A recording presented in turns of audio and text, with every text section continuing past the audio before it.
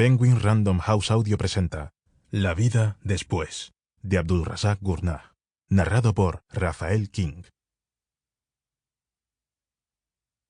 Primera parte. 1.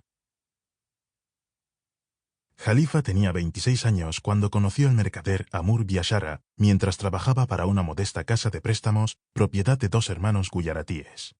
Los prestamistas indios eran los únicos que tenían tratos con los mercaderes locales y se adaptaban a su forma de comerciar. Los grandes bancos pretendían imponer el papeleo, los avales y las garantías a la hora de gestionar los negocios, algo que los mercaderes locales no siempre veían con buenos ojos, pues se valían de redes y asociaciones invisibles para el común de los mortales. Los hermanos daban trabajo a Jalifa porque estaba emparentado con ellos por parte de padre. Decir que estaban emparentados tal vez sea exagerar, pero su padre también era de Guyarat, lo que para el caso venía a ser lo mismo. La madre de Jalifa era una campesina a la que su padre había conocido mientras trabajaba en la finca de un gran terrateniente indio, donde pasó la mayor parte de su vida adulta, a 2 jornadas de distancia de la ciudad. Jalifa no parecía indio, o cuando menos no se parecía a los indios que vivían en esa parte del mundo. La tez, el pelo, la nariz, todo ello recordaba a su madre africana, pero no dudaba en presumir de linaje cuando le convenía. Sí, mi padre era indio. ¿Quién lo diría, verdad? Se casó con mi madre y le fue fiel durante toda la vida. Los hay que tontean con las mujeres africanas hasta que mandan venir una esposa de la India y entonces las abandonan, pero él nunca se desentendió de mi madre. Su padre se llamaba Qasim y había nacido en una pequeña aldea de Guyarat donde había ricos y pobres, hindúes, musulmanes e incluso algunos cristianos de la etnia Sidi. La familia de Qasim era musulmana y pobre, y él, un muchacho diligente acostumbrado a pasar privaciones. Lo enviaron a la escuela coránica de la aldea y más tarde a un centro de enseñanza público de la ciudad más cercana donde las clases se impartían en guyaratí. Su padre era recaudador de impuestos en las zonas rurales y opinaba que había que enviar a Qasim a la escuela para que también llegara a ser recaudador o tomara otro oficio igual de respetable.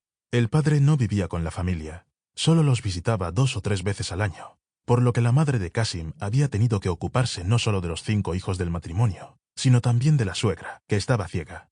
Él era el mayor de los hermanos, 2 varones y 3 chicas. De estas, las 2 más jóvenes habían fallecido siendo niñas.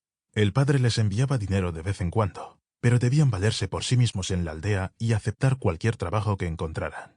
Cuando Qasim se hizo un poco mayor, los profesores de la escuela guyaratí lo animaron a solicitar una beca en una escuela secundaria de Bombay, donde las clases se impartían en inglés, y a partir de entonces, su suerte empezó a cambiar. Su padre y otros parientes pidieron un préstamo para proporcionarle el mejor alojamiento posible en Bombay mientras estudiaba.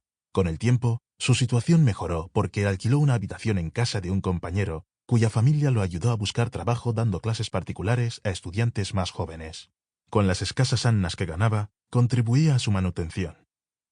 Al poco de concluir los estudios secundarios, le ofrecieron unirse al equipo de contables de un terrateniente en la costa africana. La oportunidad, que prometía una forma de sustento y quizá también alguna que otra aventura, llegaba como caída del cielo. El encargado de hacerle llegar tan generosa oferta fue el imán de su aldea natal. Al parecer, los antepasados lejanos del terrateniente procedían de esa misma aldea, y siempre que necesitaba un contable iba a buscarlo allí, pues así se aseguraba de dejar sus asuntos en manos de empleados leales, cuya suerte dependía de él. Todos los años, durante el mes de ayuno, Qasim enviaba al imán de su aldea natal una suma de dinero que el terrateniente iba apartando de su salario para que la hiciera llegar a su familia. Nunca regresó a Guyarat. Esta era la historia que el padre de Jalifa le contaba sobre las penalidades de su propia niñez. Se las contaba porque eso es lo que suelen hacer los padres, y porque quería que el chico aspirara a más. Le enseñó a leer y escribir en el alfabeto latino y le transmitió nociones básicas de aritmética. Cuando Jalifa se hizo un poco mayor, tendría entonces unos 11 años, lo envió a estudiar a una ciudad cercana con un profesor particular que le enseñó matemáticas, contabilidad y 4 nociones de inglés. De este modo, hizo realidad las ambiciones que su padre había traído consigo de la India, pero no había podido cumplir. Jalifa no era el único alumno del profesor particular, sino que eran 4 en total, todos ellos jóvenes indios. Se alojaban en su casa y dormían en el suelo del vestíbulo de la planta baja, debajo de la escalera, donde también les servían la comida. No les estaba permitido subir a la primera planta. El aula era una habitación pequeña con esterillas en el suelo y una ventana con rejas, demasiado alta para que vieran lo que había al otro lado, aunque sí alcanzaban Sample complete. Ready to continue?